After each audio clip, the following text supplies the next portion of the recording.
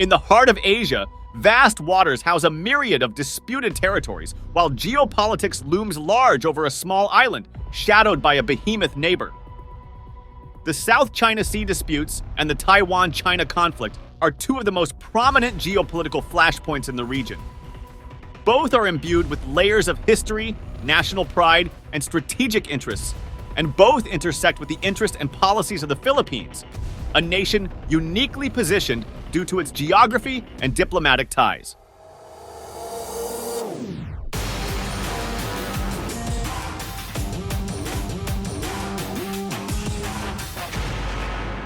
The South China Sea, a sprawling body of water surrounded by several Southeast Asian countries, is characterized by its busy shipping lanes, rich fishing grounds, and potential hydrocarbon reserves. Several countries, including the Philippines, lay claim to various islands, shoals, and reefs in this sea. The Spratly Islands, for instance, is a patchwork of claims and counterclaims involving not just the Philippines, but also China, Vietnam, Malaysia, Brunei, and Taiwan. These disputes often revolve around historical claims, strategic value, and the promise of abundant natural resources. However, what has recently intensified the South China Sea disputes is China's assertiveness in pressing its claims. The 9-dash line, a demarcation line used by China to lay claim to nearly 90% of the South China Sea, stands at the center of this contention. The claims extend far beyond China's shores, encroaching on areas that other Southeast Asian nations consider their exclusive economic zones. For the Philippines, the most significant of these confrontations came in the form of the Scarborough Shoal standoff in 2012, where both nations had a tense face-off, pushing the Philippines to seek international arbitration on the matter. Parallel to the seething tensions in the South China Sea, the Taiwan Strait, located to the north of the Philippines, tells its own tale of political rivalry. Taiwan, an island with its government and vibrant democracy, is seen by China as a renegade province that must eventually be reunited with the mainland. The divergence in political systems, combined with historical grievances and nationalistic fervor, has made the Taiwan-China relationship fraught with challenges. Periodic shows of military might by China and expressions of Taiwanese identity keep this relationship on a tightrope, with major powers like the US often being involved indirectly. The Philippines finds itself in an intriguing geographical and geopolitical position in relation to these disputes. To its west lies the vast expanse of the South China Sea, dotted with islands, some of which are under its control. To its north is Taiwan, a mere 1,200 kilometers away, almost the same distance that separates Manila from some of its southern islands. This proximity means that any significant flare-up in either the South China Sea or the Taiwan Strait could have immediate implications for the Philippines, not just in terms of security, but also trade, diplomacy, and regional dynamics. We're making it a point, in spite of all the challenges that we have this year on this pandemic, to remind all of us that we have this 75 years of diplomatic relations with this country, and we hope that it will continue to thrive and become stronger and more stable down the road. As we delve deeper into this topic, it becomes crucial to understand the myriad ways the Philippines interacts, reacts to, and is impacted by the simmering tensions in its neighborhood. The nation's responses, strategic choices, and future decisions will not only shape its destiny, but also influence the broader stability and harmony of the Asia-Pacific region. The canvas of international relations in the Asia-Pacific, and indeed of the Philippine foreign policy, is painted with rich hues of history. As renowned historian Paul Kennedy asserts in The Rise and Fall of the Great Powers, in international affairs, yesterday's events are never truly gone. They linger on in the consciousness of statesmen and populations, shaping perceptions, sensitivities, and reactions to the present. Such an understanding is particularly salient when examining the Philippines' territorial entanglements in the South China Sea. Historically, the Spratly Islands, a sprawling archipelago of reefs, atolls, and islands, have been a crucible of geopolitical contention. In the early 20th century, the Philippines, bolstered by both historical records and maritime traditions, began asserting its sovereignty over parts of these islands. Filipino fishermen frequented these waters, and by the mid-20th century, this routine maritime activity served to reinforce the Philippines' claims. As late President Ferdinand Marcos said in 1978, our claim to the Kalayaan-Spratly Island Group is historically anchored, legally unassailable, and backed by justice and equity. However, the labyrinth of claims in the South China Sea involves not just the Philippines, but also Vietnam, Malaysia, Brunei, China, and Taiwan. These overlapping claims are steeped in a mixture of historical narratives, both ancient and colonial, and strategic interests. Each nation shores up its claim with a cocktail of ancient maps, historical records, and post-colonial assertions. It was the Scarborough Shoal standoff in 2012, though, that brought the Philippines-China territorial disputes under the global spotlight. Located northeast of the Spratly Islands, the Scarborough Shoal became the stage for a tense confrontation between Filipino and Chinese vessels, turning the area into a veritable geopolitical theater. What began as a disagreement over fishing rights soon escalated into a broader debate on territorial sovereignty and international maritime law. The confrontation's ripple effect was felt across capitals, compelling nations to reevaluate their positions and allegiances in the South China Sea matrix. Henry Kissinger, in his seminal work on China, aptly remarked, "China's historical self-perception as the center of the universe affects its modern relationships, including those in the maritime domain." To gain a nuanced appreciation of the Philippines' standpoint in these disputes, one must journey further back in time to an era of colonial overtures and tumultuous exchanges. Colonized by Spain in the 16th century and subsequently by the United States, the Philippines has navigated its way through the complexities of being an Asian nation with strong Western influences. Its relations with China were primarily commercial during the pre-colonial era, but took on political dimensions in the context of the Cold War and later territorial disputes. Its ties with Taiwan are equally intriguing. While Spanish colonial records occasionally mention interactions with indigenous Taiwanese, it was during the American colonial period and post-independence era that Taiwan, then under Japanese rule and later as the Republic of China, came to be seen both as a neighbor and occasionally as a potential security concern. As Dr. Aileen Baviera, a respected Philippine scholar on Asian affairs, once noted, the Philippines' relations with its neighbors, including Taiwan, are reflections of a history of colonialism, war, and shifting alliances, making it a compelling study in the intricacies of Asian diplomacy. In sum, understanding the historical trajectories that have shaped the Philippines' claims and contentions in the South China Sea and its nuanced relationship with China and Taiwan is pivotal. As we chart the waters of present-day geopolitics, the anchors of history remain deeply embedded, directing the currents of statecraft and diplomacy. It was very revealing and very clear to observers that in the event that it invades Taiwan, China would seek to control the Luzon Strait, which is the waterway just north to the Philippines. Yeah, this is a very crucial waterway, and I think Washington understands that this cannot be allowed to happen. The South China Sea, shimmering blue and vast, has for centuries been not just a body of water, but also a cauldron of historical, economic, and strategic significance. For the Philippines, it bears layers of meaning, shaping both the country's geostrategic imperatives and its cultural consciousness. Zbigniew Brzezinski, in his seminal work, The Grand Chessboard, remarked that geopolitical pivots are the states whose importance is derived not from their power and motivation, but rather from their sensitive location. The Philippines, in the context of the South China Sea, emerges as one such pivotal state. The economic lifelines of the Philippines are intricately woven with the waters of the South China Sea. Thousands of merchant vessels, many flying the Philippine flag, traverse these waters annually, ferrying goods that underpin the nation's trade dynamics. Moreover, these waters serve as fertile fishing grounds for Filipino fishermen, sustaining livelihoods and feeding millions. Yet beneath the surface lies another treasure: hydrocarbon reserves, untapped and immense, promising energy security and potential prosperity for the Philippines. In the face of such significance, China's 9-line claim comes across as a challenging affront to the Philippines' sovereign interests. This ambiguous demarcation, seeking to claim almost 90% of the South China Sea, has been a subject of contention not just internationally, but also in the annals of Philippine diplomacy. As former Foreign Affairs Secretary Albert Del Rosario articulated, "What is ours is ours.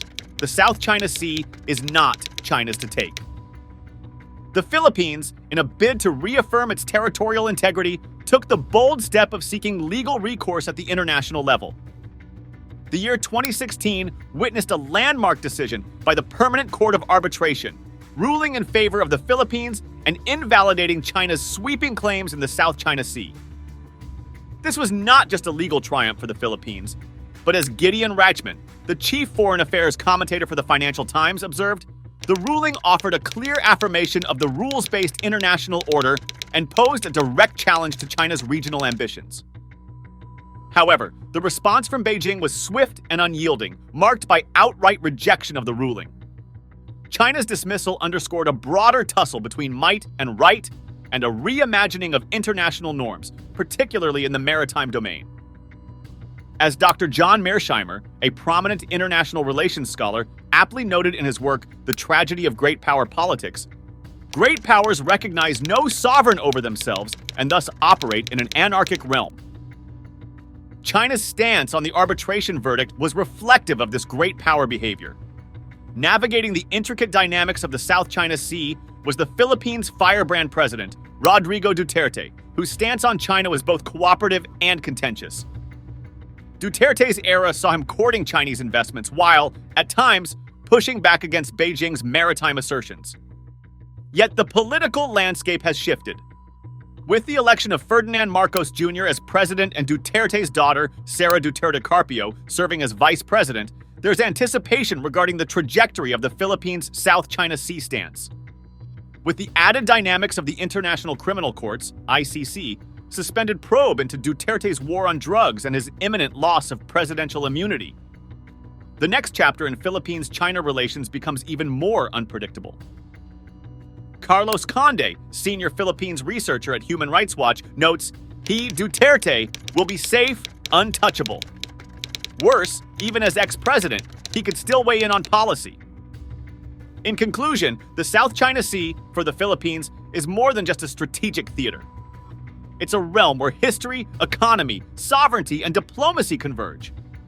As the tides of geopolitics ebb and flow, the Philippines, armed with international law and mindful of its national interests, stands at the crossroads, poised to make choices that will echo in the annals of regional history. As former U.S. Secretary of State Henry Kissinger once opined, the task of the leader is to get his people from where they are to where they have not been. The Philippines, in the context of the South China Sea, is on such a transformative journey. The tapestry of international relations is often painted with strokes of pragmatism, punctuated by moments of principle. The Philippines' diplomatic dance around the long-standing Taiwan-China conflict is a testament to this intricate balance. Dr. Henry Kissinger, the architect of the modern U.S.-China rapprochement, once noted in his book on China, each side had to overcome its historical prejudices to understand the perspective of the other. The Philippines, in its dealings with both China and Taiwan, finds itself grappling with a similar challenge. Ever since its formal recognition of the People's Republic of China, PRC, in 1975, the Philippines has abided by the One China policy. This essentially means that Manila acknowledges Beijing's claim over Taiwan, without necessarily endorsing it. In practical terms, it implies no official diplomatic relations with Taipei. Yet, in the realpolitik world of the 21st century, the formalities of diplomacy often take a backseat to the realities of economic and cultural exchanges. Taiwan stands as a significant economic partner for the Philippines. As of 2020, Taiwan ranked as the Philippines' fifth largest trading partner, with bilateral trade reaching approximately $13.9 billion. This exchange is not just limited to goods, but extends to human capital. Over 150,000 overseas Filipino workers, OFWs, have found employment in Taiwan, sending back remittances that support families and bolster the Philippine economy. Furthermore, the islands share an enriched cultural interplay, evident in the influx of Filipino tourists to Taiwan, who are attracted to its scenic beauty and cultural landmarks.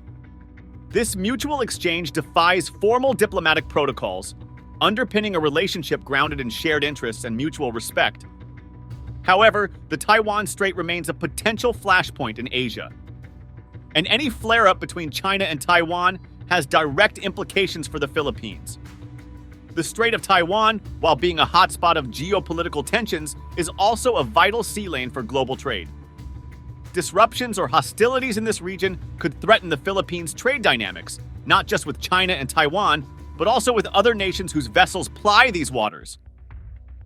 事实非常清楚，美方出于一己私利，抱持零和思维，不断在本地区加强军事部署，其结果必然是加剧局势紧张，危害地区和平稳定。地区国家应该深入地想一想，到底什么才是合适的，什么才是互利的，从而做出真正有利于自身利益、有利于地区和平稳定的选择。Additionally, the Philippines' strategic location in Southeast Asia means that it could inadvertently find itself in the crosshairs of any regional conflict. Its alliance with the United States through the Mutual Defense Treaty, although not explicitly tying it to defend Taiwan, complicates matters. The Philippines might be coerced into making tough choices between its economic interests with China and Taiwan, its historical alliance with the United States, and its obligations as a member of the Association of Southeast Asian Nations, ASEAN, which champions a peaceful resolution of disputes. The renowned political scientist Joseph S. Nye Jr., in his exploration of soft and hard power, once said, "Power is the ability to affect others to obtain the outcomes one wants." As tensions simmer in the Taiwan Strait, the Philippines' soft power, rooted in its economic and cultural ties with Taiwan, will be tested against the hard power realities of geopolitics. In conclusion, the Taiwan-China conflict represents more than just a regional dispute for the Philippines. It is a litmus test of its foreign policy, where Manila must balance economic imperatives with diplomatic sensibilities. The Philippines, like many nations, stands at the nexus of history and an uncertain future, hoping that the threads of cooperation and mutual respect can weave a tapestry of peace in a region shadowed by old conflicts and new complexities. Right now, the United States really uses Okinawa and Guam as its main operating locations, and being able to diversify away from just a couple of locations makes the targeting challenge much more difficult for China. The Philippines, historically known for its idyllic beaches and a tapestry of diverse cultures, now finds itself navigating the stormy waters of geopolitics. The archipelago stands at the crossroads of two superpowers: the United States, a time-tested defense ally, and China, a burgeoning trade partner. As Thucydides, the ancient historian, observed in his writings on the Peloponnesian War, when a rising power threatens to displace a ruling one, tensions are inevitable. This Thucydidean trap that the US and China seem to be ensnared in casts its long shadow on the Philippines. The bonds between the Philippines and the United States are historic and deep-seated. A mutual colonial history has forged linguistic, cultural, and military ties. The U.S. military presence in the Philippines, though reduced post the Clark and Subic Bay base closures in the early 1990s, continues through the Mutual Defense Treaty, MDT, of 1951. This pact, while not explicitly committing the U.S. to defend the Philippines in all scenarios, implicitly assures the archipelago of Washington's support against external aggressions. Within the context of the South China Sea and Taiwan Strait, this treaty offers Manila a semblance of deterrence against potential coercive actions. Yet, with China emerging as one of the Philippines' most significant trade partners, the imperatives of defense and economy are often at loggerheads. The magnetic pull of China's Belt and Road Initiative, combined with the allure of Chinese investments in Philippine infrastructure, has been a defining dynamic in the 21st century Sino-Philippine relationship. Former Singaporean diplomat and scholar Kishore Mahbubani often remarks, "We are approaching the end of the era of Western domination of world history, emphasizing the shift towards Asia, with China at the helm." This Asian-centric worldview necessitates that the Philippines craft a strategy that embraces economic opportunities without compromising sovereignty. To tread this tightrope, the Philippines has often resorted to a strategy of non-alignment. Adopting a pragmatic foreign policy, Manila has strived to derive benefits from both Beijing and Washington without being ensnared in their overarching rivalry. This non-alignment does not signify neutrality, but rather an independent and balanced foreign policy. Recent years have witnessed the Philippines deftly balancing these superpower relationships. Engaging China economically, while simultaneously participating in joint military exercises with the US, showcases this duality. The Philippines also plays a pivotal role within ASEAN, pushing for a peaceful, rules-based order in the region, which resonates with US objectives and often contrasts with Beijing's assertive stance. The words of former US Secretary of State Henry Kissinger resonate aptly in the current geopolitical milieu. Balancing is not an end in itself. It is a means to moderate the policies of states threatening the equilibrium. The Philippines, in its balancing act, seeks not only to ensure its national interest, but also to act as a moderating force between the juggernauts of the East and the West. In conclusion, as the tectonic plates of global power shift, the Philippines' geopolitical choreography is both intricate and indispensable. Balancing defense and economic imperatives while championing a peaceful regional order, Manila's strategy is a lesson in nuanced diplomacy amidst superpower rivalries. As the currents of geopolitics ebb and flow its course, prioritizing sovereignty, prosperity, and regional stability. I think the Philippines have every right to send their vessels, both commercial and military, anywhere they want in their exclusive economic zone, and China has no basis to claim that they need to remove it. Situated in the heart of Southeast Asia, the Philippines has long championed the principles of peaceful dialogue and cooperative diplomacy. Its role within the Association of Southeast Asian Nations, ASEAN, not only emphasizes its strategic importance, but also underlines its commitment to a regional order built on mutual respect and understanding. The genesis of ASEAN in 1967, a brainchild of states seeking unity amidst diversity, found in the Philippines a steadfast partner. As the bloc grappled with post-colonial narratives, communist insurgencies, and economic disparities, the Philippines worked tirelessly to harmonize these diverse voices. And in the looming shadows of the South China Sea disputes, this harmonization took on an urgency and became emblematic of ASEAN's larger challenges. For the Philippines, the South China Sea is more than just a geopolitical flashpoint. It represents shared histories, millennia of maritime trade, and an ecosystem teeming with life. However, the recent decades have witnessed this maritime expanse morphing from a tranquil route to a cauldron of competing claims. ASEAN's collective approach towards the South China Sea disputes has often been mired in complexity, with member states possessing varied stakes and strategic inclinations. Despite these variances, the Philippines has consistently emphasized a collective, rules-based approach to the disputes. Recognizing that unilateral actions exacerbate tensions, Manila has worked within ASEAN frameworks like the ASEAN Regional Forum, ARF, and the East Asia Summit, EAS, to craft solutions grounded in international law. The landmark 2016 Permanent Court of Arbitration ruling in the Philippines' favor against China's expansive claims underscored the importance of multilateralism and the rules-based order, principles at the heart of ASEAN's charter. As eminent diplomat and scholar Tommy Ko aptly stated during the drafting of the United Nations Convention on the Law of the Sea, UNCLOS, the ocean is a common heritage of mankind.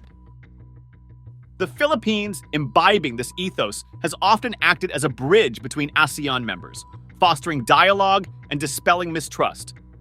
Moreover, under various Philippine chairmanships of ASEAN, the emphasis has often been on fostering an environment where diplomacy trumps aggression. Efforts to finalize the code of conduct in the South China Sea, while protracted, represent ASEAN's commitment, led in part by the Philippines, to resolve issues without resorting to force. But beyond the maritime disputes, the Philippines' diplomatic endeavors in the region also extend to human rights advocacy, climate action, and public health cooperation. In a world increasingly ensnared in zero-sum geopolitics, Manila's emphasis on multilateral solutions offers a beacon of hope. In summation, regional diplomacy, with the Philippines at its vanguard, symbolizes more than just political maneuvering. It represents the collective yearning of a region seeking to define its destiny. As the tides of geopolitics shift, the Philippines, with its rich history and vibrant democracy, stands poised to lead ASEAN into a future where peace, prosperity, and collaboration reign supreme. For Filipinos, the South China Sea dispute and the Taiwan-China conflict are not just headlines, but they resonate deeply in the fabric of their national consciousness. This perspective is derived not just from sentiments, but also from tangible data and the opinions of international relations experts. According to a 2019 survey by the Social Weather Stations, SWS, a renowned polling body in the Philippines, a significant 93% of Filipinos believed it was crucial for the Philippines to regain control of the islands occupied by China in the South China Sea. This statistic underscores the deeply rooted sentiment among Filipinos about the sanctity of their territorial rights. Further, Prof. J. Batang Bakal, director of the University of the Philippines Institute for Maritime Affairs and Law of the Sea, in his numerous works and talks, often highlights the public's fervor on the issue. As he notably states in his book, Maritime Challenges and Priorities in Asia, Implications for Regional Security, the maritime disputes aren't just about rocks or fish, but about the heart of Filipino identity. Regarding the Taiwan-China conflict, while Filipinos might not feel the immediate pinch territorially, the socio-economic connection is palpable. Taiwan stands as one of the top destinations for OFWs, as mentioned earlier. Thus, stability in the Taiwan Strait is more than a political interest. It directly relates to the well-being of countless Filipino families.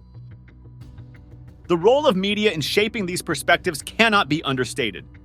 Political figures, often drawing from public sentiments, influence media narratives.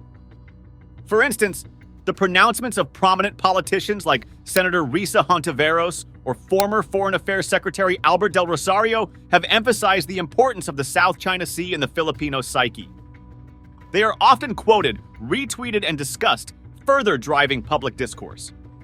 In essence, the perception of Filipinos towards these geopolitical tussles is an intricate interplay of historical attachments, current socio-economic realities, expert opinions, and the omnipresent media. It's a dynamic mosaic, reflective of a nation that's at once proud of its heritage and keenly aware of its place in the evolving regional narrative.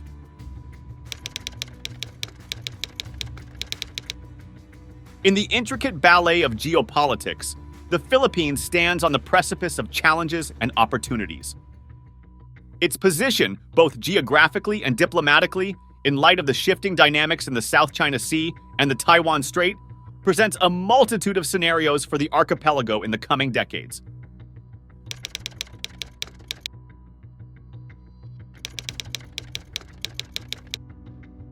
Given the history and recent activities, one foreseeable scenario is the escalation of tensions in the South China Sea. With China's continued militarization and assertion of the 9-dash line, the Philippines might find its territorial and maritime interests further compromised. In parallel, any significant flare-up in the Taiwan Strait could realign regional dynamics, compelling the Philippines to recalibrate its diplomatic stance and reassess its unofficial ties with Taiwan. We demand that the government of the People's Republic of China immediately cease and desist all its coercive, unlawful, and unacceptable activities in the West Philippine Sea. Drawing inspiration from renowned international relations theorist Hedley Bull, who emphasized the importance of a society of states in maintaining order, the Philippines could champion multilateral dialogues involving ASEAN, China, Taiwan, and perhaps even external stakeholders, such as the US. Such initiatives would seek to ensure that disagreements are resolved at the negotiation table rather than in the field. I want to emphasize that the truth is that the US side stirred up troubles and made provocation first, while the Chinese side dealt with this in accordance with corresponding laws and regulations. In a constantly evolving geopolitical landscape, the Philippines might lean more towards one superpower over another. While its historic ties with the US run deep, the economic allure of China could usher in a realignment of diplomatic and strategic priorities.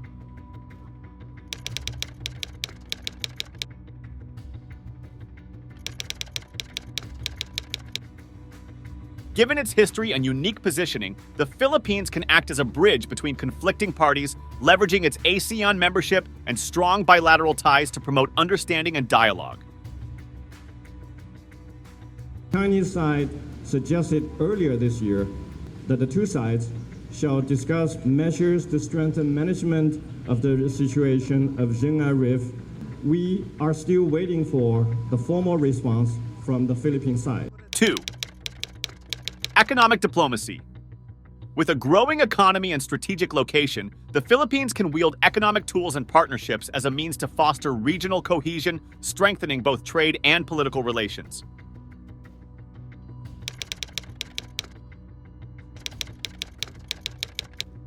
Walking the tightrope between the US, its defense ally, and China, its key trade partner, will remain a daunting challenge. This balance is further complicated by the nation's grassroots sentiments, nationalistic fervor, and media narratives.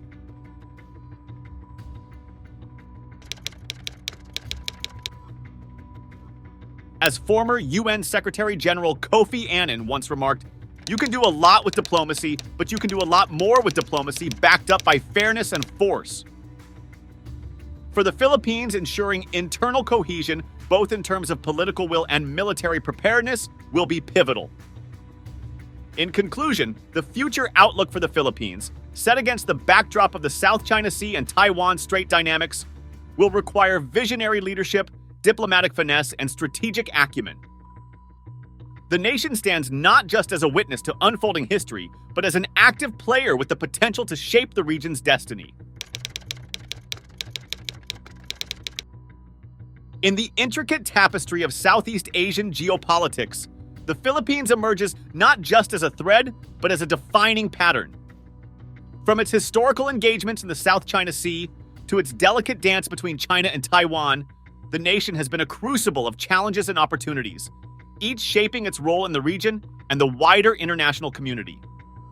The archipelago's storied past, marked by territorial claims, colonial imprints, and nuanced relationships with its neighbors, offers a context in which its contemporary diplomatic strategies can be understood. This history serves as a testament to its enduring spirit and resilience, navigating through tumultuous waters, both literally and metaphorically. As highlighted, the Philippines finds itself in an intricate balancing act between superpowers. With the US as a formidable defense ally and China as an indispensable trade partner, it walks a tightrope of diplomacy, ensuring it doesn't alienate either while protecting its sovereignty and economic interests. This is further compounded by its engagements in regional platforms like ASEAN, where it seeks to foster collective strategies and solutions for shared challenges.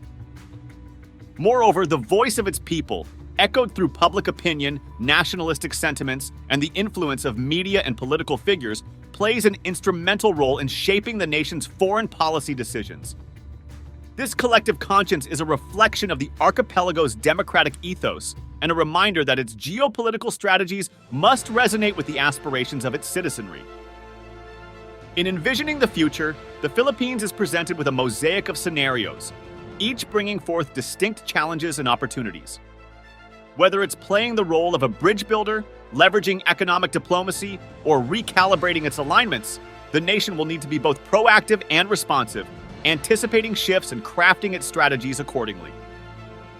Concluding, the essence of the Philippines' geopolitical journey can be encapsulated in the words of Dag Hammarskjöld, the second Secretary General of the United Nations. The pursuit of peace and progress cannot end in a few years in either victory or defeat. The pursuit of peace and progress, with its trials and its errors, its successes and its setbacks, can never be relaxed and never abandoned. The Philippines, with its pivotal position in these geopolitical challenges, stands as a beacon of hope for diplomacy, dialogue, and regional cooperation. Its journey offers lessons in resilience, the power of collective action, and the unwavering belief in a future defined by peace and shared prosperity. Thank you for watching.